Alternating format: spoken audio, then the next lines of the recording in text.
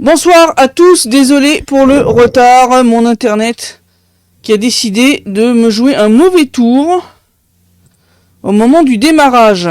Bien entendu, juste au moment où ça devait démarrer, l'internet est tombé. Voilà, sinon ce serait pas drôle. Est-ce que tout le monde peut me confirmer qu'on me voit bien et qu'on m'entend sur Telegram et VK? On me dit que c'est bon sur VK, ok. Et est-ce que sur Telegram c'est le cas aussi? Ok, on m'entend. Bon, nickel. Ah, désolé, hein, les joies de mon internet qui certes est un petit peu plus stable que ce qu'il a été à une époque, mais c'est toujours pas ça. C'est toujours pas ça. Donc déjà, je commence par vous souhaiter à tous une bonne année 2026. Comme je vous l'ai dit, donc la semaine dernière, j'étais indisponible puisque en déplacement. Vous saurez bientôt pourquoi. On publiera une vidéo. Pour l'instant, je vous dis rien. Surprise, surprise. Mais je pense que ça va vous intéresser, et entre autres ceux qui eh bien s'intéressent soit à venir en Russie en tant que touriste, soit à venir s'installer.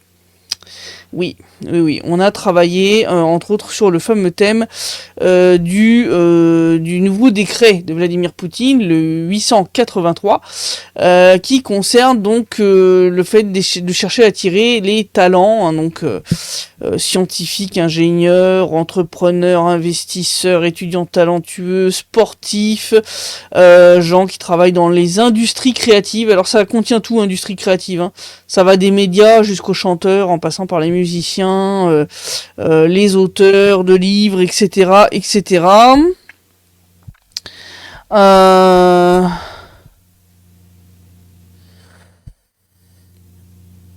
Et donc, suite à ce décret, il y a eu des régions pilotes qui ont été mises en place pour, comment dire, des régions où ils vont, on va dire, plus vous accompagner, justement.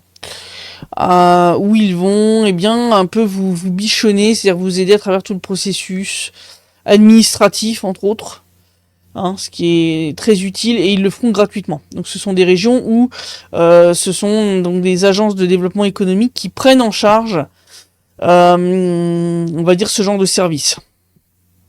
Alors, bonsoir M1963, bonsoir Marie-Christine, bonsoir Jojo Roro, bonsoir Alexandre, qui demande si j'ai prévu de parler de la mort puis de la résurrection de l'autre taré, là, le White Rex. Ouais, on peut en parler, bonsoir Gérard, bonsoir Béatrice. Alors oui, la mort et la résurrection de l'autre taré du RDK, là, donc le néo-nazi russe qui se bat côté ukrainien. Bon, c'est pas le premier. Il y avait déjà eu un sketch comme ça en Ukraine il y a des années en arrière, enfin après 2014, hein, avec un mec nommé Babich, qui est un journaliste, pareil, qui est un journaliste russe mais pro-ukrainien, et donc qui vivait à Kiev, et qui a falsifié sa mort avec l'aide du SBU, ce qui avait d'ailleurs déclenché un tollé parce que les autorités ukrainiennes avaient fait remonter ça jusqu'à l'ONU en accusant la Russie de l'avoir assassiné. Donc quand le mec est apparu frais comme un gardon pour dire en fait c'était une blague, en fait j'étais pas mort, si vous voulez, les gouvernements occidentaux et l'ONU ont moyennement apprécié. Et là ils se sont dit la blague elle est douteuse, si tu veux, hein, on n'est pas le 1er avril, et non, c'est pas trop passé. C'est pas trop passé du tout. Parce que vraiment, là, même les pays qui soutenaient l'Ukraine se sont dit, là, vous abusez, quoi, quand même. Donc maintenant, ils ont recommencé. Alors, soi-disant, là aussi, c'était pour, empêcher une tentative d'assassinat sur ce mec. J'y crois pas trop. Donc voilà quoi. Donc qu'est-ce qu'il y a à en dire? Pas grand chose. C'est la même farce que le Babich. Ça arrive. Parce que de toute façon, sur les gens qui sont morts côté ukrainien, on est obligé de se baser sur les médias ukrainiens. Donc s'ils commencent à faire des poissons d'avril n'importe quand, bon bah, on peut pas faire grand chose pour vérifier que le gars est mort ou pas. Mais c'est pitoyable. Je veux dire, ça ne devrait pas exister ce genre de choses. Il y a qu'en Ukraine que tu vois des trucs comme ça, quoi. Bon, ce qui est intéressant, c'est que y a pas grand chose, il y a pas grand monde quand même qui a pleuré sur sa mort. Hein. Ce qui en dit long quand même sur l'opinion globale des gens, que ce soit en Russie ou en Ukraine, concernant ce Gugus. Hein.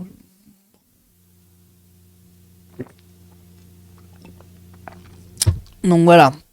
Alors ce dont on va parler aujourd'hui, c'est les dernières attaques, les deux dernières grandes attaques terroristes de l'Ukraine. Pour finir en 2025 en beauté, bonsoir Ficho. À savoir donc la fameuse attaque contre la résidence présidentielle à Novgorod, donc enfin près de Novgorod, celle de Valdai, et l'attaque contre le restaurant à Khorli, donc qui est un petit village de la région de Kherson qui est sous contrôle de Russes. On va commencer par peut-être chronologiquement, donc celle contre la résidence présidentielle. Donc fin 2025, histoire de terminer le rayon conneries en beauté, l'Ukraine a envoyé quand même une bonne quantité de drones. On parle de quand même plusieurs dizaines de drones qui ont été envoyés sur cette cible. Leurs trajectoires ont d'ailleurs été bien retracées, donc quand l'Ukraine vient te dire mais non, mais c'est pas vrai, c'était pas ça qu'on visait, oui bon, la Russie déjà a retrouvé, a filmé les morceaux de drone, ils ont retrouvé dans les morceaux de l'un d'entre eux, on va dire la trajectoire de vol, donc parce que oui, ces machins-là sont pas téléguidés en fait, ils sont préprogrammés avec une trajectoire de vol. Et puis roule ma poule, tu vois, pour que justement tout ce qui est interférence, radio, etc. ne puisse pas impacter ce type de drone. Puis de toute façon, sur des telles distances, tu peux pas radio guider ce genre de drone. Donc ils sont préprogrammés. On leur met déjà la trajectoire, on leur rentre la trajectoire et leur cible dans le programme, et après ils volent tout seuls en fait. C'est ça le truc. Et dans l'un d'eux, ça a été retrouvé. Le truc a même été remis aux Américains. Alors Trump a gueulé. Après la CIA, CIA qui est quand même si vous voulez, dans la fiabilité quelque peu douteuse, je rappelle que c'était quand même la CIA qui nous avait assuré que l'affaire Hunter Biden était un gros mensonge de la propagande russe, avant que ça leur explose à la gueule, quand tout s'est avéré vrai quelques années plus tard. Je rappelle quand même que plusieurs officiers de la CIA avaient signé une lettre disant que non, mais c'était n'importe quoi cette affaire. Donc si tu veux, après ça, la crédibilité de la CIA, pour moi, ça vaut pas un pet de lapin, comme dirait l'autre, voilà. Donc voilà, ce que raconte la CIA, on s'en fout, on est bien d'accord. Disons les choses comme elles sont. Et donc, bonsoir Thierry, bonsoir Daniel, bonsoir Pierre, je vois que ça commence à arriver. Et donc, moi ce que dit la CIA, on s'en fout, je veux dire, il y a largement assez de preuves. Les trajectoires des différents drones qui sont partis depuis le nord de l'Ukraine ont été relativement bien retracés. Donc je veux dire, puis c'est juste quelques jours après que Zelensky a annoncé publiquement qu'il aimerait que Poutine meure. Comment dire, je pense qu'il n'y a pas beaucoup de questions à se poser. Voilà, je dis ça comme ça, je dis rien. Voilà, alors le truc en plus, c'est que cette résidence présidentielle, il faut savoir, c'est un poste de commandement nucléaire. C'est-à-dire, c'est l'une des résidences présidentielles depuis lesquelles, Vladimir Poutine peut déclencher une frappe de réponse nucléaire suite à une attaque du même type. Donc, si tu veux, ça normalement, en fait, Si ça avait été un tout autre pays que l'Ukraine qui avait fait ça, ça serait terminé par une troisième guerre mondiale nucléaire. Parce que là, en fait, de par la doctrine russe, ça s'assimile à une attaque sur les installations nucléaires du pays. Bon, mais bien dire, Poutine est intelligent, il sait très bien à quoi joue en fait Kiev. Le but est bien entendu, comme toujours, d'obtenir une réponse violente, disproportionnée, histoire de pouvoir ensuite chialer. Hein, ce qu'ils essayent de faire aujourd'hui avec une autre histoire à Kharkov sur laquelle je vais revenir. Bon, ils n'ont pas obtenu ce qu'ils voulaient avec ça. En plus, ils se sont fait taper sur les doigts par Trump qui a déclaré que c'était inacceptable. Donc là, déjà, ils se foutent mal avec Big Donald. Donc ça, c'est de moins en moins bon. Donc, qu'est-ce qu'ils ont fait ? Le soir du Nouvel An. Hein, alors je rappelle, c'est pas la première fois que l'Ukraine frappe comme ça des zones purement civiles le soir du Nouvel An. Hein. Ils nous ont fait le coup plusieurs fois d'affilée, plusieurs années d'affilée. Je rappelle 1er janvier 2024, hein, ceux qui auraient oublié. Allez regarder, c'était encore l'époque Donbass Insider, mais la vidéo est toujours en ligne. Hein, quand l'Ukraine nous a balancé littéralement plusieurs dizaines de roquettes sur le centre-ville de Donetsk, juste après minuit. Mais quand je dis juste après, c'est genre à minuit 30, quoi, tu vois, enfin, je veux dire... voilà, alors heureusement, on avait senti venir le genre de conneries, et donc il y avait eu interdiction à Donetsk d'installer un grand sapin de Noël, comme on fait d'habitude sur la place Lénine, et heureusement, hein, parce qu'il y a 2 roquettes qui ont atterri sur la place, hein, donc si on avait installé le sapin de Noël et que les gens s'étaient réunis autour... ça aurait été une boucherie. Voilà. Donc là, qu'est-ce qu'ils ont fait ? Ils ont frappé la région de Kherson. Alors d'après ce que je comprends, ils ont frappé un restaurant qui était alors dans un petit village, mais qui était très connu. C'est Yuri Podoliaka qui en a parlé. Il connaissait très bien ce restaurant. Il disait que c'était assez bizarre parce que le village est tout petit, genre 1000 habitants. Mais ils ont un restaurant comme ça qui est magnifique. Et qui a toujours réussi à faire son beurre. Et où il disait on mangeait très bien, et effectivement, le jour du Nouvel An, c'était toujours plein à craquer. Bon, il semble que côté ukrainien, ils étaient au courant aussi, hein. Et donc, ils ont envoyé un drone de reconnaissance, et puis quand ils ont vu qu'effectivement, l'endroit était rempli à craquer de civils en train de fêter le Nouvel An, eh bien, ils ont attaqué.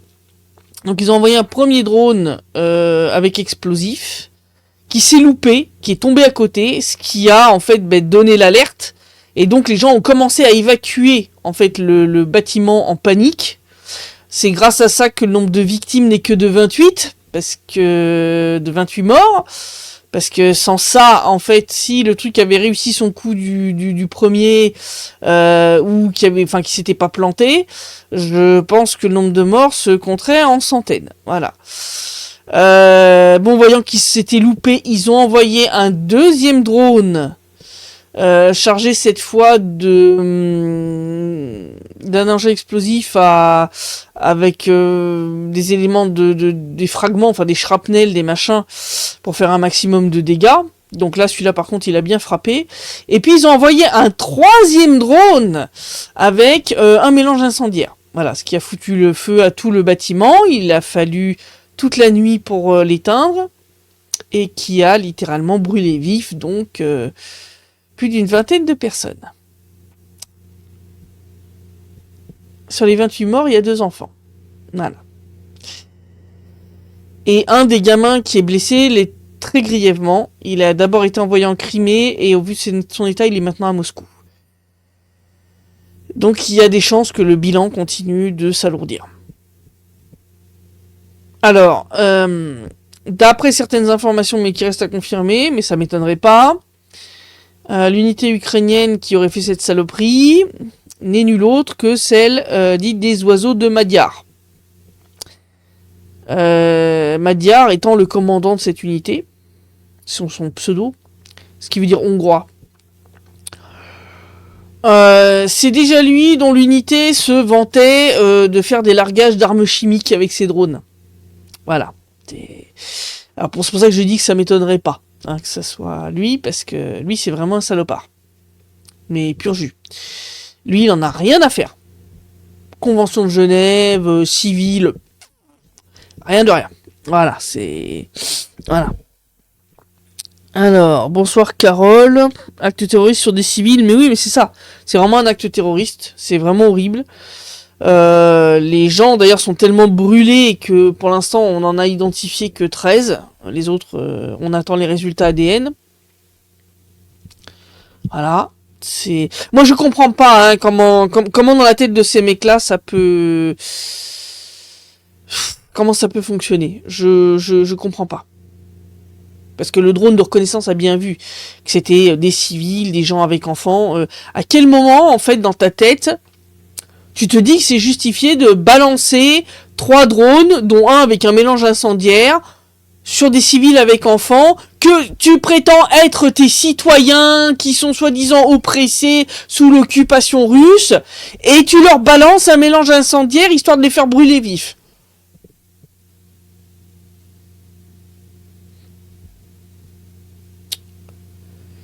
Là, il y a un truc qui m'échappe quand même. Si tu fais ça, ça veut dire que tu es bien conscient que ces gens-là, citoyens ou ukrainiens ou pas, en réalité sont pro-russes, qu'ils ont choisi de rester là parce qu'ils sont bien et que ils ont pas envie de retourner en Ukraine, et que donc tu as décidé de les punir pour ça en fait, y compris les enfants. Alors, le fumier qui a fait ça, j'espère que tu vas te faire buter par un drone russe. Parce que si les soldats russes te mettent la main dessus, mon gars, tu vas souffrir. Les terroristes du Crocus City Hall, ça va être... ça va être... comment dire, une sinécure en comparaison de ce que les mecs vont te faire subir s'ils te tombent dessus et que t'es vivant. Hein. Parce que non, t'as tué des mômes là. T'as tué des mômes innocents. T'as fait brûler vifs alors qu'ils fêtaient le nouvel an avec leurs parents. D'accord ? Voilà. Habituellement, je fais pas la mort des gens, hein, mais là, vraiment, non, désolé. Je peux pas... Voilà. J'ai pas de mots, je suis désolé, pour moi les enfants c'est intouchable. C'est voilà. C'est le crime ultime. Voilà. Les civils tués à Kherson sont-ils des Ukrainiens russophones ou des Russes ? C'est des Russes, enfin c'est des Ukrainiens russophones qui sont devenus Russes, puisque je rappelle que les gens ici ont quasiment tous obtenu la nationalité depuis longtemps. Hein. Genre, ça fait 3 ans après le référendum. Donc c'est des Ukrainiens russophones qui ont acquis la nationalité russe. Donc ouais. Bonsoir d'ailleurs Paco, bonsoir Sclier. Le Donald est bien gentil, mais soit il est impuissant, soit complice. Selon moi, il est juste un commercial guignolesque. Oui, mais je pense qu'il contrôle pas tout. Hein. Je pense que sincèrement, le deep state, l'état profond, est très très profondément ancré aux États-Unis et entre autres dans les services secrets. Je pense sincèrement que les délogés de là n'a rien de simple. M1963 qui dit c'est en ex-Ukraine, alors ce qu'ils ne peuvent posséder, ils le détruisent. Ben, c'est exactement ça. C'est la mentalité ukrainienne. Si on peut pas l'avoir, alors on va le détruire. C'est ce qu'ils ont essayé de faire avec la centrale nucléaire de Zaporozhye. Bon, qu'est-ce que vous voulez que je vous dise, moi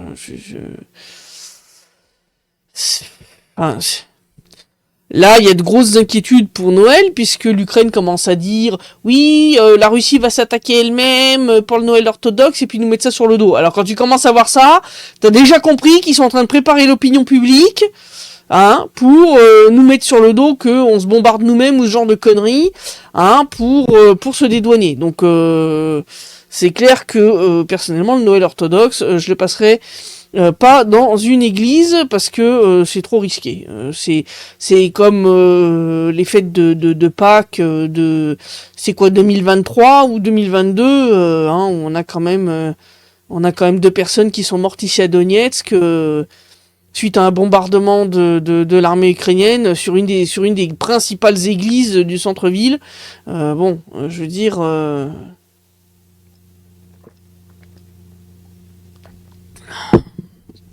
pour ça que j'évite les gros rassemblements. Normalement.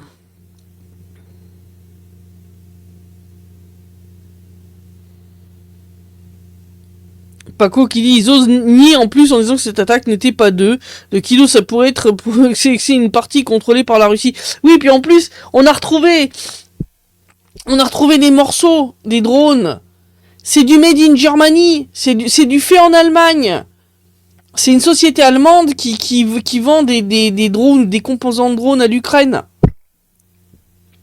Je veux dire, ça peut pas être des drones russes.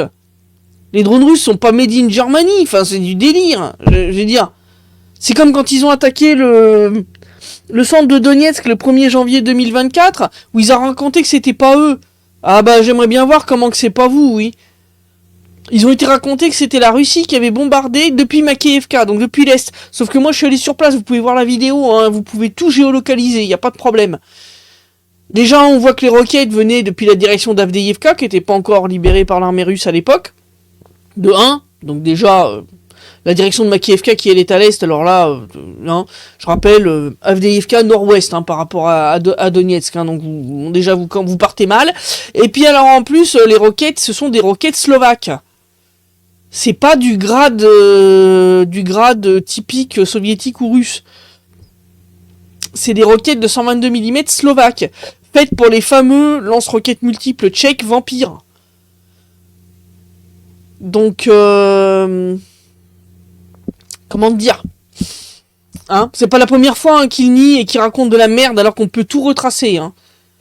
Voilà, donc bon, c'est pareil. Là maintenant ils accusent la Russie d'avoir donc bombardé le centre-ville de Kharkov, machin. Il y a des blessés parmi les civils, mais en fait il y a pas eu de frappe. Déjà, s'il y avait 2 Iskander qui avaient volé sur Kharkov, il y aurait eu une alerte au missile. Déjà de toute façon, parce que ces missiles-là sont des missiles balistiques, ils sont assez faciles à détecter, ils ne sont pas hypersoniques, donc je veux dire, le temps de détection est suffisant pour donner l'alerte. Il n'y a eu aucune alerte au missile. D'accord ? À chaque fois que la Russie frappe l'Ukraine, et c'est toutes les nuits, à coups de Guéran et d'Iskander, je peux vous assurer que vous avez une alerte drone et alerte missile. Et les trajectoires sont connues et sont données en ligne. Oui, c'est pas une blague.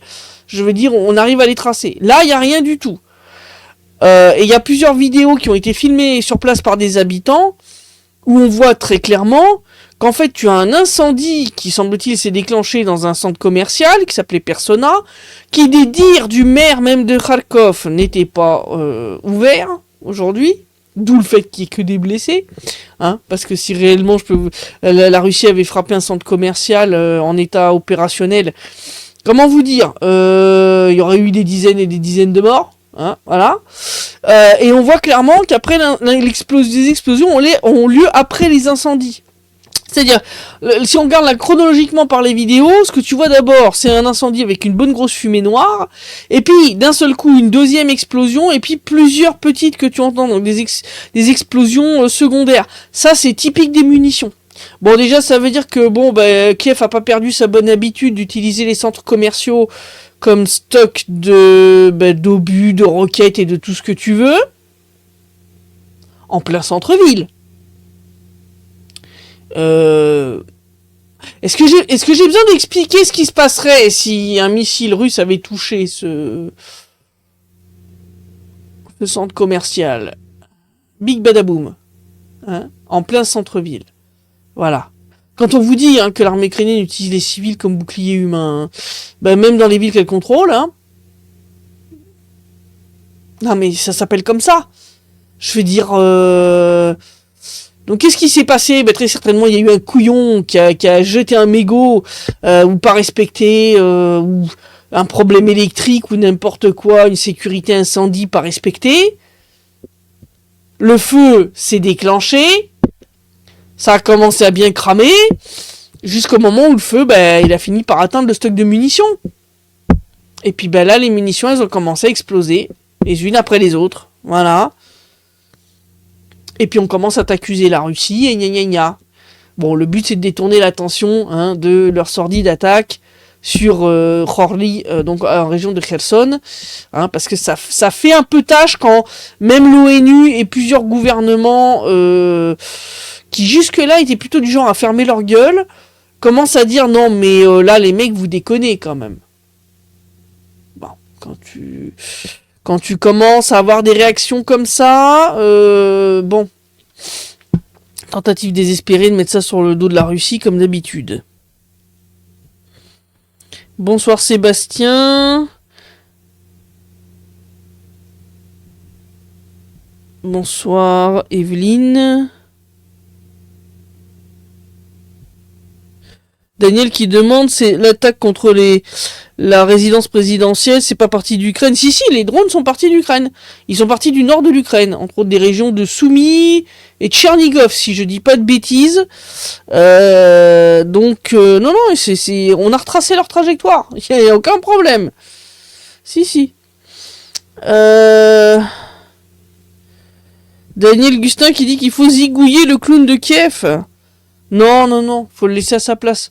Non, ils vont nous le remplacer par Zaloujny, sinon.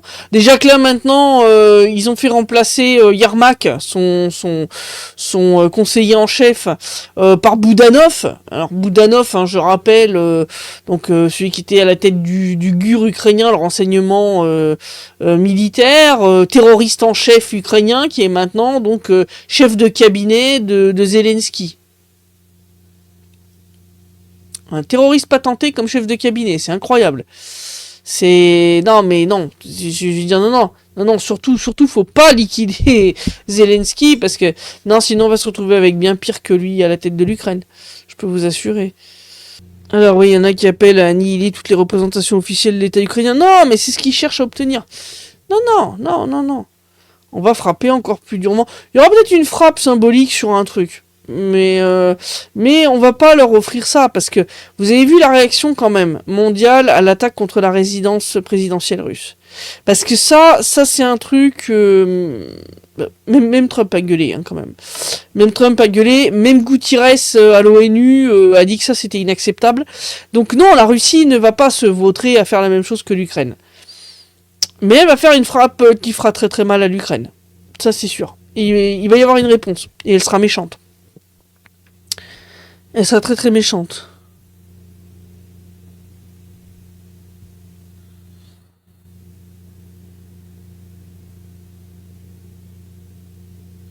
Paco qui parle du documentaire d'Anne-Laure Bonnel, elle en a fait 2 en fait. Elle a fait Donbass qu'elle a publié en 2016 ou 2015, je crois. Enfin, elle était venue dans le Donbass en 2015 et je crois qu'elle a publié en 2016 si mes souvenirs sont exacts.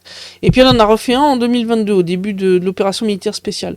Oui, son travail est très bon et montre bien effectivement que, comme tu le dis Paco, c'est quand même délirant que l'Ukraine réclame de récupérer des terres qu'elle a bombardées pendant des années. Bon, c'est un moment, faut arrêter le sadisme. Alors, bonsoir Eric. Ouais, qui discute, de la tentative d'assassinat en fait sur Poutine, parce que c'est ça qui s'est passé, hein. Parce que il se trouvait là-bas, dans cette résidence. Il y a un journal britannique hein, qui a expliqué que le MI6 traque. Alors, en fait, Vladimir Poutine a fait installer un bureau quasi identique partout, en fait, dans les résidences présidentielles. Mais il y a quand même des petites différences qui permettent aux initiés de détecter s'il est réellement à Novogaryovo, qui est à sa résidence principale en banlieue de Moscou, des autres. Donc en fait, il y a quelques petits détails qui changent, l'emplacement d'une poignée de porte, machin et tout, qui permettent de déterminer. Et donc les mecs te disent qu'effectivement, Poutine était dans la résidence proche de Novgorod au moment de l'attaque. Donc c'est une tentative d'assassinat sur un président, quoi. Il y a des gens qui ont toujours pas compris, voilà. Et donc en fait, comme le dit Eric. Il dit que bon, si Poutine était assassiné, ça serait pas une bonne chose ni pour l'Occident ni pour la Russie, puisque lui c'est un modéré, je confirme. Vladimir Poutine est un homme très calme, très patient et très modéré. Et l'aile radicale en Russie, elle est extrêmement forte. et elle est représentée par deux forces politiques. C'est pour ça que quand on vous parle de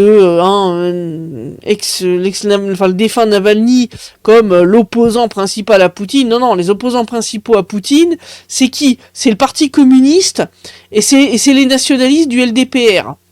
Et les deux sont autrement plus radicaux que lui. Donc, si tu veux, non, ça serait pas un bon plan de l'assassiner. Faut vraiment être un débile pour tenter ça.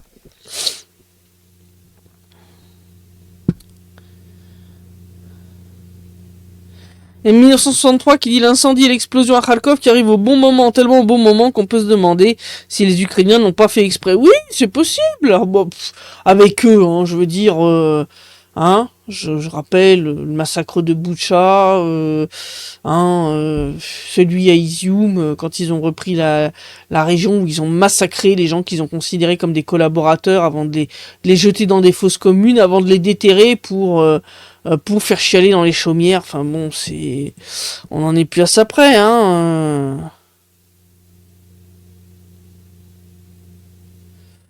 Est-ce qu'on a des nouvelles d'Anna? Est-ce qu'elle tient le coup? Bah écoutez, les nouvelles qu'on a, elle va bien. Elle a reçu beaucoup de lettres de vous tous. Elle vous remercie. Ça l'aide énormément. Ça lui montre qu'elle est soutenue, qu'elle est pas oubliée. Donc c'est super important. S'il y en a qui veulent encore le faire, regardez sur ma chaîne Telegram personnelle.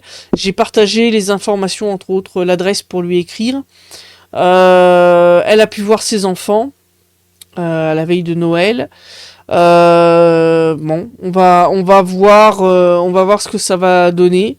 Mon sentiment, effectivement, est de plus en plus que elle a été arrêtée pour servir de monnaie d'échange contre Monsieur Vinatier, français qui avait été arrêté en Russie pour espionnage. Donc la France n'ayant rien à proposer en échange pour le récupérer, voilà, ils ont arrêté Anna, Vincent et Vyacheslav, histoire de servir de monnaie d'échange, ce qui est particulièrement sordide, pour pas dire dégoûtant et à vomir. Voilà. Et donc voilà. Alors Daniel qui dit, je comprends bien, faut pas faire un martyr de Zelensky. Déjà, faut pas en faire un martyr. Ça, c'est une première chose. Parce que clairement, ça serait pas bon. Et puis, deuxièmement, de toute façon, il est mauvais. Et comme le disait Napoléon, quand ton ennemi fait des conneries, faut pas l'arrêter. Laisse-le. Laisse-le faire connerie sur connerie. Voilà. Donc, vaut mieux laisser un non compétent comme Zelensky que de le tuer et de se retrouver avec un Boudanov ou un Zaloujny à la tête de l'État ukrainien. Parce que alors là par contre, c'est pas les mêmes. D'accord ? Zaloujny, c'est quand même pas la moitié d'un abruti niveau militaire. Donc, non, faut... Laissons le clown à la tête du cirque ukrainien. C'est la meilleure solution pour tout le monde. Bonsoir Pierre, bonne année à vous aussi. Alors... Marc Aurel qui commente concernant la déclaration de Macron qui soi-disant se représentera pas en 2027. Ouais. Non mais je pense que ce qu'il vise c'est la place de Van der Leyen. Je pense que c'est ça qui veut. C'est ça qu'il veut. Donc ouais, c'est voilà, on commence bien l'année quoi, tu vois, on commence déjà bien l'année avec des attentats terroristes ukrainiens, la grosse menace d'une autre attaque pour le Noël orthodoxe puisqu'il va venir. Parce que je rappelle qu'on a 15 jours de différence, donc c'est-à-dire le 7 janvier. Et donc ouais, gros risque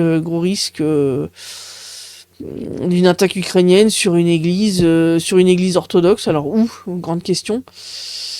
Bon, moi personnellement, je recommanderais quand même aux gens d'éviter. Je sais bien que c'est une fête importante, mais bon, à un moment, faut aussi se préserver. Je veux dire, ça rime à rien de jouer à la roulette russe avec sa vie. Je veux dire, s'il bombarde une église pleine à craquer le soir de Noël, je vous raconte que ça, quoi. Enfin, ça va être de nouveau un bain de sang comme à Chorly. Je pense qu'on n'a pas besoin de ça. Voilà, je pense qu'on n'a pas besoin de perdre de nouveau, d'avoir 28 morts, je sais pas combien de blessés graves, y compris des enfants qui resteront handicapés à vie. Voilà, toute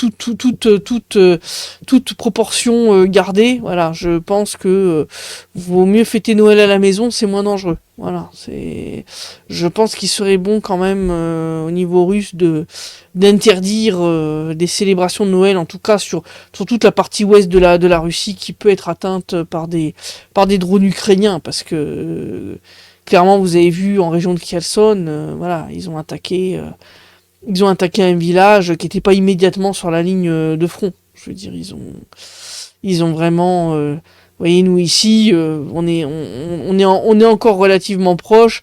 Bon, bah, toujours pas de sapin de Noël sur la place centrale de Donetsk pour des raisons évidentes, hein, de sécurité. Donc, je pense sincèrement que, ouais. Bonsoir François-Xavier. Meilleurs vœux à vous aussi.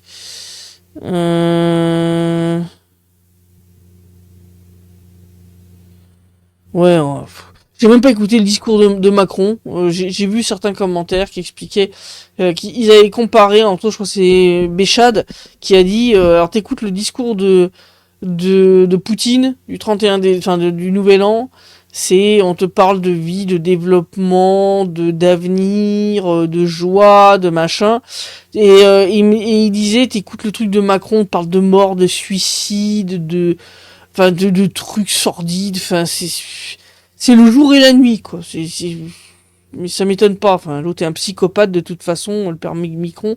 Donc bon, ça m'étonne pas qu'il est pas capable de vous faire un discours de fin d'année qui soit pas un truc de sociopathe complet, enfin bref. Mais ouais, j'espère vraiment qu'en 2027 vous allez en être débarrassé, parce que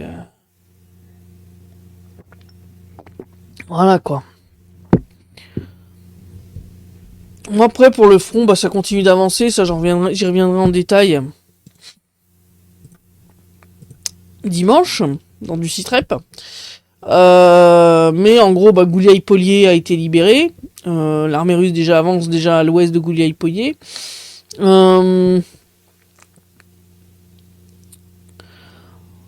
Kupiansk, pour l'instant on est sur un statu quo, c'est-à-dire que la ville est toujours sous contrôle de l'armée russe, mais effectivement il y a des petites parties un peu à l'ouest et au sud qui sont une zone grise. Je peux même pas dire sous contrôle ukrainien, c'est une zone grise.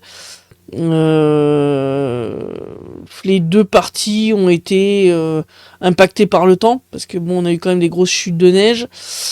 C'est pas idéal quand même pour les drones. Voilà. Le brouillard aussi s'est invité certains jours, donc ça aussi c'est pas top. C'est le meilleur moyen de les perdre. Donc ça a un peu impacté les deux côtés, entre autres au niveau ravitaillement, parce que les deux utilisent des drones pour envoyer du ravitaillement, donc forcément ça complique un peu les choses.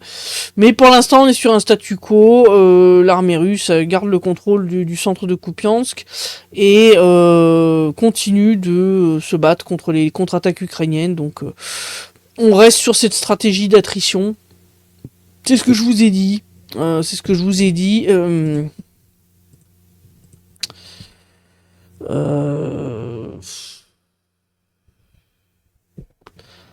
On va attendre d'avoir éliminé toutes les réserves qu'ils ont envoyées, et puis comme à Dzerzhinsk, comme quand on menait l'encerclement de Krasnoarmeysk, alias Pokrovsk, hein, si vous vous souvenez, il y a eu des contre-attaques, on a reculé un petit peu sur quelques villages, on a attendu, on a frappé, éliminé, et puis une fois qu'on a suffisamment éliminé, on a avancé de nouveau. C'est pour ça que quand je vois là les articles, oui, en 2025, la Russie n'a pris que 1% du territoire ukrainien. Déjà, quand tu vois la taille du territoire ukrainien, 1%, c'est pas rien du tout. Déjà, pour commencer. Je suis désolé, mais hein, l'Ukraine est un des plus grands pays d'Europe. Hein, voilà. Et deuxièmement, Encore une fois, ça montre que ces imbéciles, et entre autres les crétins qui leur servent soi-disant d'experts militaires, ont toujours pas compris que la stratégie russe n'est pas une stratégie de conquête territoriale, mais une stratégie d'attrition. Alors pour ceux qui savent pas ce que veut dire ce mot, ça veut dire stratégie visant à réduire, alors là entre autres c'est le nombre de soldats ennemis, c'est ça le but. C'est-à-dire d'éliminer l'armée ennemie. C'est ça, c'est la stratégie d'attrition. Voilà. Parce qu'une fois que tu as fait ça, ben là, tu peux faire des gains territoriaux importants sans trop mettre en danger la vie de tes soldats. Voilà. C'est pas mal, ça. Voilà. Et ça, ils ont toujours pas pitché. Voilà. Et je vois encore des gens qui disent que oui, mais l'armée russe elle avance pas lentement, déjà de une. Elle a progressé bien plus en 2025 qu'elle ne l'a fait en 2024 ou en 2023. Donc déjà, faut arrêter un petit peu. Et de deux, encore une fois, la stratégie choisie par la Russie et qui est la bonne, c'est une stratégie d'attrition. Ce n'est pas une stratégie de gains territoriaux à tout prix. Voilà, contrairement à l'Ukraine, qui elle a une stratégie TikTok. Voilà. Donc là, par exemple, ils ont envoyé quelques crétins essayer de s'infiltrer jusqu'à Dmitrov, qui a été prise par l'armée russe dans la foulée de Krasnoarmeysk, donc alias Mirnograd. Dmitrov, c'est Mirnograd. Ils ont envoyé quelques crétins avec un drapeau ukrainien pour essayer de faire une vidéo TikTok, c'est pour ça que j'ai stratégie TikTok, pour montrer que non, mais il y a encore des soldats ukrainiens à Dmitrov. Bon, les mecs se sont fait éliminer. Ils ont essayé d'envoyer des drones planter des drapeaux. Les drones se sont fait éliminer.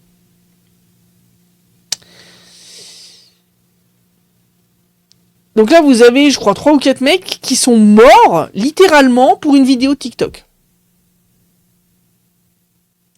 Voilà, c'est ça la stratégie ukrainienne.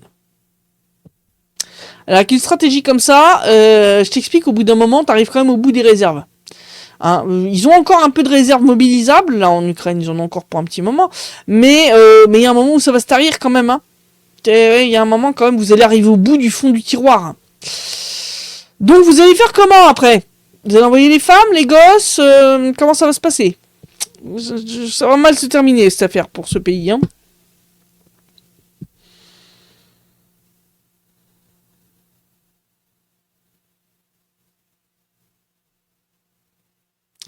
Et 1963 qui dit Macron aimerait être le premier président d'une Europe fédérale néolibérale. Et la menace russe est une méthode pour y arriver, bien sûr. Bien sûr, c'est ça qu'il veut. C'est de ça qu'il rêve. Paco qui dit à un moment, il faut avoir du bon sens. En quoi est-ce que la Russie serait gagnante en créant un faux scénario d'attaque sur la résidence de Poutine, alors que presque chaque jour, la défense russe descend des drones. C'est même pas presque chaque jour, c'est chaque jour. Chaque jour, la défense aérienne russe descend des centaines de drones ukrainiens. Voilà. C'est un truc monstrueux. Et 1963 qu'il y a des imbéciles qui croient tout ce que les médias disent. Oui, malheureusement. Voilà. C'est... bonsoir Warzé, meilleurs vœux à toi aussi. Et merci pour tes bons vœux pour l'équipe. Alors, bonjour madame. Les propos tenus par Donald Trump d'intervenir en Iran au cas où il y aurait de la répression contre les manifestants. Oui, enfin, il parle beaucoup. Trump. Mais bon, vis-à-vis de l'Iran, je pense quand même qu'il est bien conscient que ce serait très dangereux d'y aller et que bon, ça va être du blabla. Ça va être du blabla. Ça ira pas très très loin. Ça ira pas très très loin. Tout ça. Je suis désolé de devoir le dire, mais bon.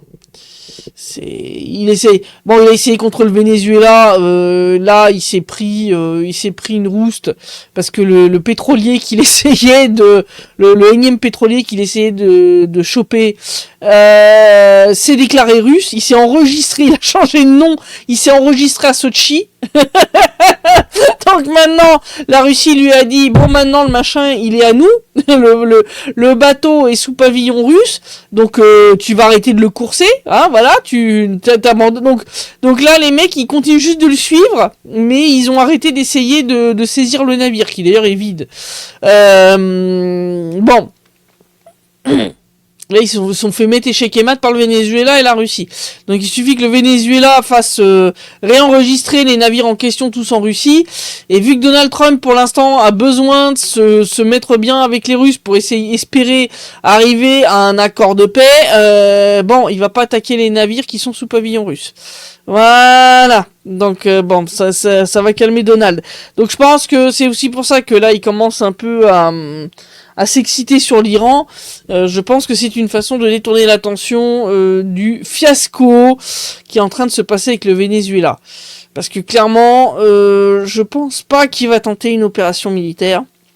Je pense que il a bien compris le message quand Maduro a donné des armes pour créer des milices populaires. Je veux dire, je pense que le mec a bien compris que là il allait se faire un remake de Che Guevara. Ça va pas. Non, les soldats américains sont pas prêts à vivre un deuxième Vietnam façon sauce sud-américaine. Donc non. Non, il va pas y aller. Voilà, il a la langue bien pendue, Donald, mais voilà, ça s'arrête là. Je pense que il espérait arriver à imposer une espèce de blocus au Venezuela qui est en train de se fissurer. C'est n'importe quoi. Bref, on commence l'année 2026, comme c'est terminé l'année 2025, dans du grand nawak. Malheureusement, côté ukrainien, comme je l'ai dit, je crains malheureusement qu'effectivement il y aura certainement une attaque sanglante le soir de Noël. Donc j'espère vraiment que des mesures vont être prises pour soit empêcher les gens, interdire aux gens, voilà, d'aller en masse, en tout cas, dans les églises pour le jour de Noël, soit renforcer sérieusement la défense antiaérienne. Ce jour-là, même si je sais que c'est pas parfait, je sais qu'il y a des gens qui râlent, mais quand vous voyez le taux d'interception de la défense antiaérienne russe, c'est supérieur à 90% quand même. C'est-à-dire que vous avez plus de 90% des drones et missiles, roquettes, etc. qui sont envoyés par l'Ukraine sur le territoire russe qui sont interceptés. Je crois qu'on est même du 95 ou 97%. Donc le plus gros est quand même largement arrêté, ce qui est un très très bon score, qui est quand même bien meilleur que celui du fameux dôme de fer israélien. Mais bon, t'as rien qui est fiable à 100%. Voilà, ça n'existe pas. Donc voilà, j'espère vraiment qu'on va pas se retrouver avec un Noël transformé en bain de sang, mais malheureusement je crains que c'est ce qu'ils vont faire.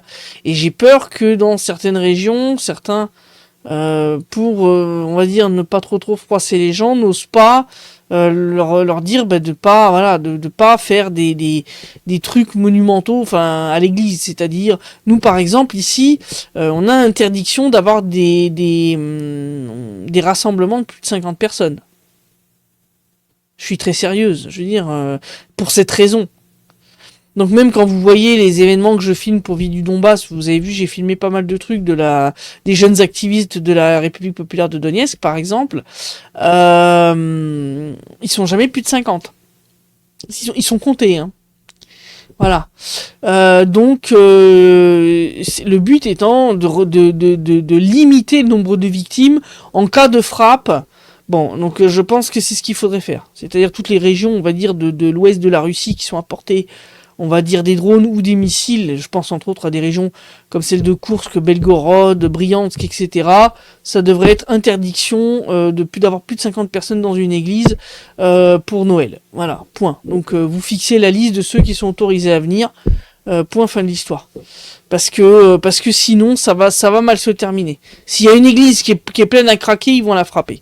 Donc malheureusement, je pense qu'il n'y aura pas d'autre solution que d'en venir à des mesures assez radicales, mais nous on les a prises ici dans le Donbass. Et ça a montré son efficacité. Donc je veux dire, voilà, je pense qu'il faut il faut en venir à des choses comme ça, quoi. Malheureusement, c'est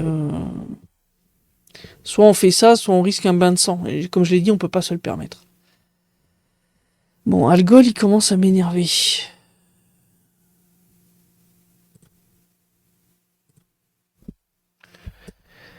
Donc il y a des gens qui ne comprennent toujours pas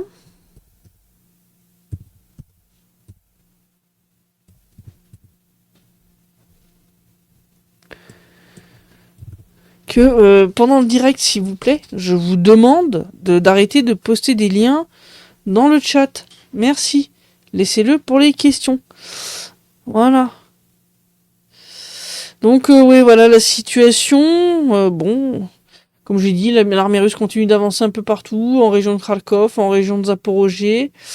Donc là, on continue d'avancer vers à l'ouest de Gouliaï-Polier. Le but étant très clairement, pour ceux qui l'auraient pas compris, de contourner en fait par le nord la grande ligne de défense de fortification que l'Ukraine avait installée ou capturée après sa grande contre-offensive de 2023 où elle avait pris 3 villages.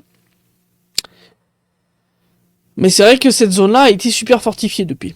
Donc, soit on envoie nos gars au massacre contre les fortifications, ce qui serait débile, soit on fait ce qu'on fait, on contourne par le nord. C'est-à-dire on prend Gouliaï-Polier et puis en fait on fait une grosse pince. Et puis on va prendre toute la zone fortifiée en tenaille. Et sachant que de l'autre côté, à l'ouest, on a déjà commencé à avancer vers le nord. Primorskoye, Snepnogorsk, etc. Ceux qui ont suivi mes sites rêves, vous voyez de quoi je parle. En fait, une fois que la pince nord va rejoindre celle qui est à l'ouest, et qui est d'ailleurs adossée au Dniepr, ça sera fini. Christelle est aussi modérée que Poutine. Elle répète toujours sans s'énerver qu'il faut pas poster pendant le live. Tu reprends la présidence quand il aura fini. Ah non. Déjà, je peux pas, parce que comme j'ai toujours la nationalité française, je ne peux pas me présenter à la présidentielle en Russie. Et que j'ai vécu plus de 30 ans à l'étranger, donc je peux pas me présenter. Et puis de toute façon, j'en voudrais pas de ce job, parce que clairement, c'est quand même extrêmement compliqué. Il faut des compétences et une patience que je n'ai pas. Je suis beaucoup moins patiente que Vladimir Poutine, ça c'est clair, beaucoup moins diplomate, et puis je suis pas aussi calé que lui en droit et en économie, donc je laisse ça à des gens plus compétents qui sont autour de lui. Je pense de toute façon qu'il préparera sa succession. Je pense qu'il a déjà mis en place un certain nombre de candidats potentiels pour lui succéder après la fin de son mandat. Des gens qui reprendront le flambeau et qui seront à la hauteur. Donc je me fais pas de... Mais non, moi j'en veux pas. Vous savez, moi je me souviens des discussions avec Alexandre Zakharchenko quand on discutait en privé avec lui et qui t'expliquait que jamais avant 2014 il n'aurait pensé devenir un politicien. Que pour lui c'était le pire de ses cauchemars, mais que en 2014 il a compris que si lui en fait ne faisait pas ce qu'il fallait, qui d'autre, et donc il s'est présenté pour être le chef de l'RPD. Il a été choisi, il a été élu,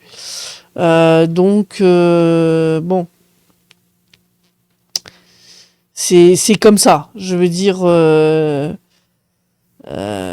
c'est quand même des postes à responsabilité très importants, je pense. Il faut être capable de tenir le rythme. C'est quand même un rythme extrêmement... tu travailles tous les jours jusqu'à des heures indues, tu te lèves tôt, t'as pas de temps pour toi. Je veux dire, il a quand même fini par divorcer de sa femme. Il voyait très peu ses filles quand elles étaient encore enfants, quand il a commencé sa présidence. Ça s'est terminé quand même par un divorce. Je veux dire, il a pas une vie facile quand même. Hein. Enfin, je veux dire, il y a des menaces sur sa vie en permanence. Tu dois vivre sous haute sécurité. Tu peux même pas aller. Te balader comme ça. Je veux dire, c'est extrêmement dangereux. Enfin, je veux dire, t'es plus libre. Tu n'es plus libre. Tu vis pour défendre les intérêts de ton pays. C'est quelque chose de magnifique, mais c'est très prenant. Je me vois pas avoir la.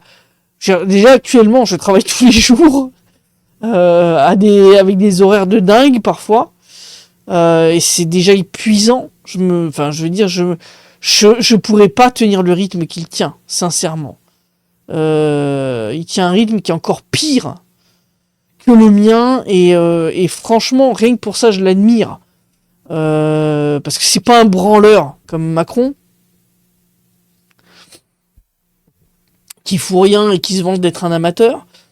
C'est quelqu'un, et qui le dit lui-même d'ailleurs, hein, il l'a dit lors de sa ligne directe là, en fin d'année, ces dernières années, il dort quand même de moins en moins, c'est-à-dire que il finit de plus en plus tard, et il se lève toujours à la même heure pour faire sa séance de sport avant de commencer sa journée.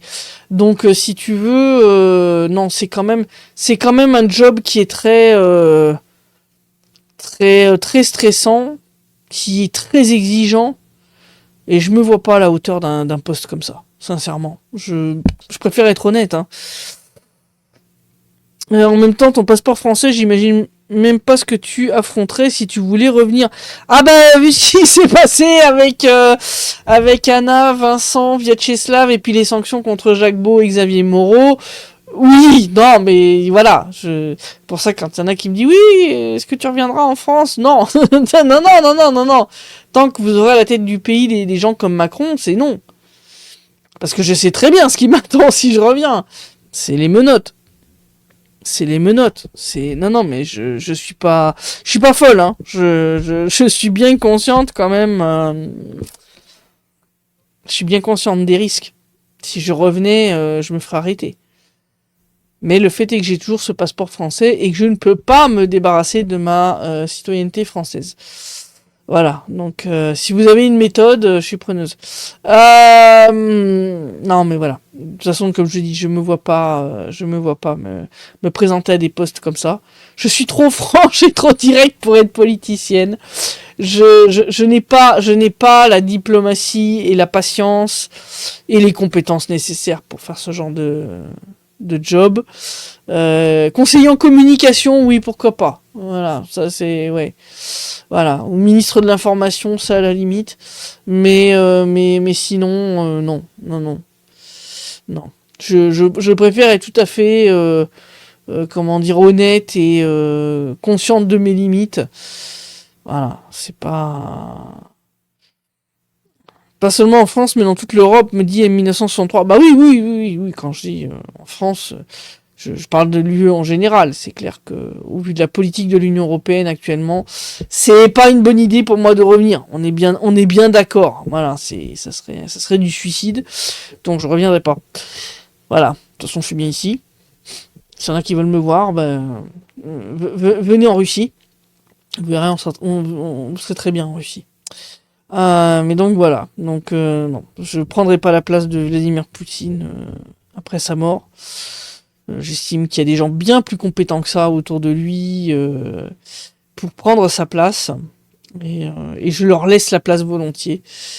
J'ai pas envie de finir mes journées à 2h du matin avant de me lever à 8h pour non, tous les jours, quasiment sans repos, sans week-end, enfin, sauf une fois de temps en temps, un petit week-end en Sibérie avec Shoigu pour aller crapahuter dans la neige. Bon, enfin, je veux dire, et même comme ça, je pense qu'il bosse pendant le trajet aller, il bosse pendant le trajet retour. Donc on n'a pas d'infos concernant la continuité de la présidence russe. Vladimir va pas faire 20 ans de plus, et je crois que ce poste demande beaucoup de préparation. Il y a des rumeurs. Pour l'instant, on n'a aucune certitude. De toute façon, jusqu'au dernier moment, il révélera pas, hein, pour des raisons évidentes aussi de sécurité du successeur. Parce que bon, si vous voulez, quand vous voyez la quantité d'attentats terroristes qui ont visé, entre autres, des généraux et des machins, et des politiciens aussi, ou des journalistes, je comprends qu'ils protègent quand même, mais il y a plusieurs noms qui circulent en Russie. Est-ce que vous avez déjà voyagé hors Russie avec votre passeport russe? Pour l'instant, oui, en Biélorussie. En Biélorussie. Quand j'étais allé à Minsk. Quand j'étais allé à Minsk, j'ai voyagé avec mon passeport russe. Aucun problème. Pour l'instant, j'ai pas testé d'autres pays. Pour l'instant, j'ai pas testé. Mais de toute façon, l'Union Européenne, non. Ça, c'est sûr. Union Européenne, Suisse ou pays alignés, genre Turquie, non. Je ferai pas cette connerie. Je ferai pas cette connerie. Ça serait du suicide. Pas de pays de l'OTAN. Ouais, j'ai aussi en Corée du Nord. Ouais, ça j'aimerais bien. J'avoue. Visiter la Corée du Nord. Parce que ça c'est un pays quand même qui m'intrigue beaucoup. Et que j'aimerais bien visiter pour voir par moi-même. Ça, je vous avoue, c'est un truc que j'aimerais bien. Surtout que là, maintenant, il commence à s'ouvrir aux touristes, entre autres russes. Ça et la Chine. La Chine aussi commence à bien s'ouvrir. Donc, ça m'intéresserait. Mais bon, sans parler la langue, j'ai un peu peur que ça soit un peu compliqué. Et j'ai pas trop le temps d'apprendre le chinois et le le coréen. Donc je sais pas. Mais ça m'intéresserait. Ça m'intéresserait. En Chine, si, je peux peut-être compter. Enfin, j'ai plusieurs collègues journalistes chinois qui parlent très bien l'anglais. Je pense qu'ils seraient ravis de me servir de guide. Corée du Nord, ça par contre, j'en connais pas. Donc, mais ça, Corée du Nord, ça m'intéresserait.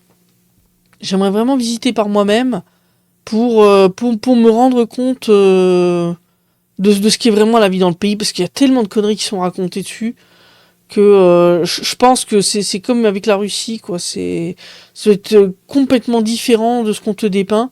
Et j'avoue que j'aimerais bien pouvoir quand même claquer leur claque-merde à certains concernant la Corée du Nord avec une expérience personnelle sur place. Ça, c'est un truc qui m'intéresserait. Corée du Nord, ça m'intéresserait. Daniel qui dit il y a pas mal de reportages sur le web. Ouais, ça j'en ai vu un certain nombre. J'en ai vu un certain nombre et qui justement moi ont montré quand même. Bon, oui, t'as quand même effectivement, ils te disent un contrôle assez strict avec les guides et tout machin et concernant le change d'argent. Mais bon, ils ont l'air quand même qui montrait qu'effectivement, enfin, ce qu'il racontait sur la Corée du Nord a l'air quand même d'être grandement du bullshit. Donc là, moi, j'ai vu la cérémonie de remise de médailles par Kim Jong-un aux soldats nord-coréens de la bataille de Koursk, ceux qui sont venus aider les forces russes à libérer la région de Koursk. Ouais, les mecs, tu vois, qui sont quand même profondément émus à l'idée, bon, de leurs camarades qui sont tombés. Ils ont eu quand même ils ont quand même eu des pertes. Tu vois que Kim Jong-un les prend dans ses bras. Ils sont, voilà, enfin, c'est très émotionnel. Bon, c'est, si tu veux, ça colle pas avec l'image qu'on te donne du bonhomme, quoi. Donc moi, sincèrement, ça m'intéresserait. Ouais, Corée du Nord, ouais. Bonsoir Philippe. Bonsoir Philippe, qui arrive à la toute fin. Est-ce que je parle le russe? Bah oui, je parle le russe, oui, quand même. Je parle russe. Quand même, au bout de 10 ans, ça serait malheureux, hein. Si je parlais pas... je parle russe, il n'y a aucun problème. Je le parle couramment maintenant. Bon, pas parfaitement. Je fais des fautes de grammaire. Entre autres, les déclinaisons, j'ai encore un peu de mal par moment. Mais je parle russe, oui, bien sûr. Je le parle, je le lis, je l'écris. Je suis même capable de l'écrire à la main. Je parle même pas de taper sur un clavier. Je parle d'écrire à la main en cursive. Daniel qui rigole à la question, tu parles russe? Lol, bah oui, oui. Je pose mes questions ici en russe. Qui pourrait-on désirer à la présidence ukrainienne? Zelensky va dégager d'une manière ou d'une autre et ça sent le Munster. Bah c'est clair que l'idéal, ça serait le retour en Ukraine d'un mec type Boyko ou comment il s'appelle un des opposants un peu trop Poroshenko qui avait été arrêté d'ailleurs par Zelensky et qui avait été échangé j'ai oublié son nom bon en tout cas clairement pas Yanukovych, ça c'est sûr hein. Je veux dire, il y a trop de gens qui lui en veulent d'avoir fui le pays en 2014 et d'avoir laissé tout le monde dans la merde. Donc lui non, ça c'est clair. Ouais, il faudrait quelqu'un de l'ancien parti de Yanukovych, quelqu'un qui chercherait à réconcilier, si vous voulez, les différents morceaux de l'Ukraine. Clairement, il faut pas un Zaloujny ou un Boudanov. Ça c'est non, ça c'est sûr que voilà, ça c'est. Mais sinon, ouais, je sais pas. Le problème, c'est que tous ceux qui étaient dans la politique ukrainienne, de la Timoshenko au Poroshenko, en passant par Klitschko, et même Boyko qui était dans l'opposition, ils sont tous mouillés dans des trucs, dans des scandales de corruption divers et avariés. Faudrait quelqu'un de neuf, qui soit clean. Pour repartir de zéro, mais il faudrait un profil qui soit pas un profil à la Zaloujny ou à la Boudanov. Les mecs sont des néo-nazis, des criminels de guerre, des terroristes. Enfin, je veux dire, voilà. Faudrait quelqu'un de propre, si tu veux. Donc, je sais même pas où est-ce qu'ils vont pouvoir aller chercher comme quelqu'un comme ça, quoi. Ouais, alors faudrait peut-être aller chercher un mec comme Tsaryov ou je sais pas. Vu la difficulté à répondre, ça va aller au-delà du Munster.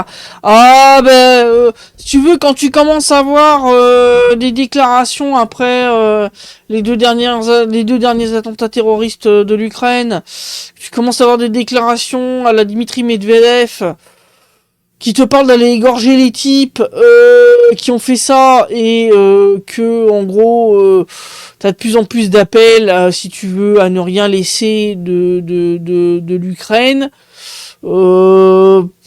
Oui, ça sent plus que le Munster, ouais, ça sent carrément le sapin faisandé là pour l'État ukrainien. Mais ça, je l'avais dit que à force de chercher la merde et de provoquer, à un moment tu trouves. Hein, voilà, c'est à force de chercher, tu trouves. Bon, après, faut pas venir chialer quand ce que tu trouves te revient dans la gueule façon boomerang. C'est ça le problème de l'Ukraine. C'est qu'ils provoquent, ils cherchent, ils trouvent, ils obtiennent en retour, et après ils chialent. Voilà, et ils font chialer dans les chaumières, voilà. Daniel qui dit, ils ont tous piqué dans la caisse, en effet, il faut arrêter les oligarques corrompus. Ouais, en Ukraine, tu peux en gros prendre toute la rada et tous les foutre en tôle. Ils sont tous corrompus, ils ont tous touché du fric. Tous. C'est bien ça le problème. C'est de trouver quelqu'un de clean au sein de la classe politique ukrainienne. Ah voilà, Medvedchuk, c'était celui que je cherchais. Medvedchuk, enfin même Medvedchuk, même Medvedchuk, il y avait des trucs. Donc je sais même pas, enfin.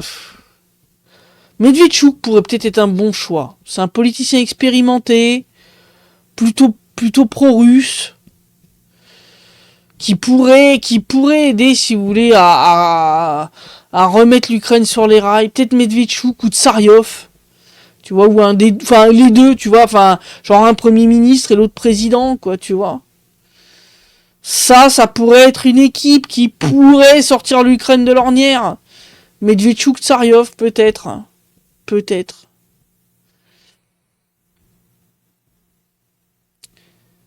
Est-ce que ça serait envisageable une sorte de mise sous tutelle? La question serait par qui? Oui, ça serait envisageable. Il me semble qu'il y a déjà eu des précédents. Il y a déjà eu des pays qui ont été entre autres sous tutelle de l'ONU. Donc ça pourrait être une solution. Tutelle de l'ONU jusqu'à, on va dire, un nettoyage et des élections qui permettrait de remettre on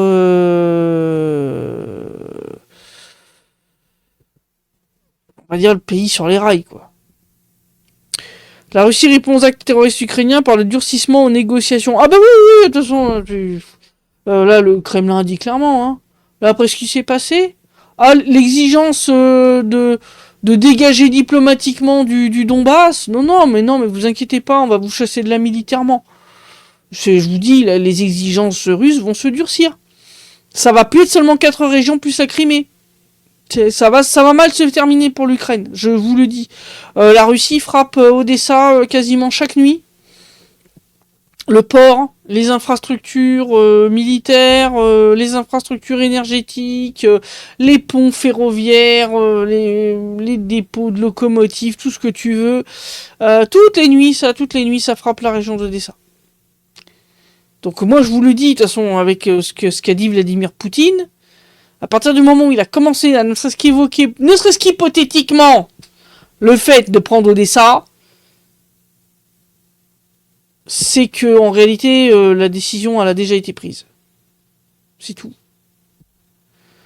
C'est juste que, voilà, ça c'est on va dire le cirque diplomatique. C'est pour ça que je dis toujours Medvedev, c'est, on va dire, comment on pourrait dire ça ? On va dire le côté, c'est le côté le plus radical de Poutine qui s'exprime librement. C'est ça Medvedev. C'est-à-dire qu'il dit tout haut ce que Vladimir Poutine ne peut pas dire même tout bas. Voilà. Mais faut pas se leurrer. Je veux dire, le mec est pas en roue libre. Ce qu'il dit est parfaitement supervisé et si vous voulez, adoubé par en haut. Je dirais, sinon, non, il se permettrait pas de lâcher des trucs comme ça. Je veux dire.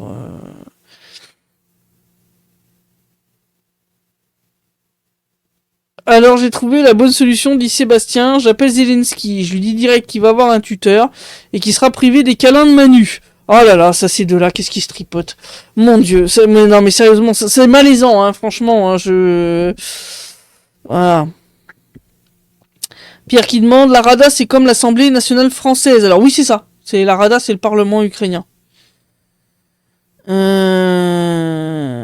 Alors, de toute façon, Odessa est russe, le reste c'est du blabla. Oui, de toute façon, hein, ville fondée par Catherine la Grande, impératrice de toutes les Russies. Voilà, il n'y a rien d'ukrainien là-dedans. Que dalle. Voilà. Je dis ça, je dis rien. Hein. Mais comme Kharkov est une ville russe. Kharkov est une ville russe, Kiev est une ville russe. Zaporozhye est une ville russe, Dnipropetrovsk est une ville russe, Odessa est une ville russe, Nikolaïev est une ville russe.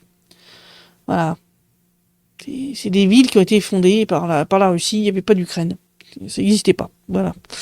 Comme ça, problème réglé. Voilà. Donc voilà quelle est la situation. Donc clairement, de toute façon, je pense que les négociations n'aboutiront à rien, je pense.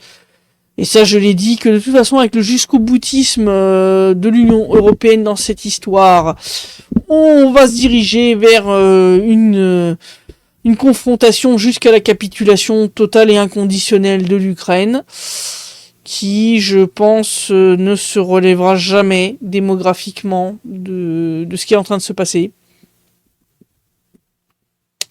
Cette nation va s'éteindre. Voilà, ce pays va disparaître et même s'il ne disparaît pas totalement territorialement, il va disparaître démographiquement parce que la saignée a été telle que le pays pourra pas se remettre de ça. De toute façon, dès que la guerre sera terminée et qu'ils ouvriront les frontières, tous ceux qui n'ont pas encore pu s'enfuir s'enfuiront. Il restera que les vieux et les pauvres, ceux qui n'ont pas assez d'argent pour partir. D'ailleurs, j'ai remis à sa place un commentateur sur le groupe. Je veux plus jamais voir ce genre de commentaires. Quelqu'un qui, en gros, sous la vidéo de Krasnoarmeysk, où donc on avait cette femme, Svetlana, qui nous parlait des crimes de guerre de l'armée ukrainienne et des enlèvements d'enfants par les Anges Blancs. A dit oui, mais en fait, ces gens, ils avaient qu'à partir. Pourquoi ils sont pas partis en Russie avant? En gros, c'est de leur faute, etc. Le prochain que je vois sortir des propos comme ça, je le dégage et je le bloque ad vitam aeternam. C'est clair? Il n'y a plus de liaison directe entre l'Ukraine et la Russie depuis bien longtemps. Le seul moyen, c'est de faire un énorme détour en passant par la Pologne, la Biélorussie, d'arriver à Sheremetyevo, qui est le seul aéroport russe, le seul endroit par lequel les Ukrainiens sont autorisés à entrer. Tu dois passer une filtration monstrueuse. Si tu es un homme en âge de servir, bah tu peux pas sortir. Donc vous imaginez que la quantité d'argent qu'il faut pour arriver à faire ce périple. Est-ce que vous croyez sincèrement que tous les habitants de Krasnoarmeysk avaient la somme d'argent nécessaire pour payer un périple pareil? Non. Et les hommes en âge de servir, s'ils avaient tenté, bah, ils seraient fait enrôler de force par le TCC et envoyés à la boucherie sur la ligne de front. Donc, le prochain débile qui me sort ce genre de commentaires, je le répète, et ça sera dit une dernière fois, et ce sera pas la peine de venir chougner après si la personne se fait bloquer son compte. Le prochain ou la prochaine qui me sort ce genre de commentaires ignoble, c'est direct, suppression, blocage ad vitam. Point. Et c'est pas la peine de venir pleurer derrière, je vous débloquerai pas. J'y crois vraiment que des gens ont risqué leur vie, ont risqué de se faire enlever leurs enfants, etc., ont survécu dans des conditions absolument ignobles. S'ils avaient eu une autre solution, non, là, faut être un gros con pour sortir un commentaire comme ça. Et encore, quand je dis gros con, je suis gentille. D'accord? Donc, prochain que je vois sortir ça, c'est dégage, et c'est immédiat et irrévocable. C'est clair? Voilà. Je termine donc le direct là-dessus. On se retrouve semaine prochaine pour le prochain direct tier stream. Dimanche, vous aurez comme d'habitude le site rep pour la situation militaire. On retrouve notre bon vieux rythme. Et puis scrutez, parce qu'il y a encore pas mal de vidéos qui vont venir. J'ai encore du stock de 2025 que je dois monter, traduire, sous-titrer, tout ça, ça va venir. Mais donc, restez à l'affût pour ne rien rater. Je rappelle quand même, par sécurité, suivez-nous sur plusieurs réseaux sociaux et sur plusieurs plateformes vidéo, au cas où la censure se déciderait à frapper, parce que vous savez jamais quand ça peut tomber. Voilà. Et puis, en tout cas, un grand merci à vous tous, encore une fois.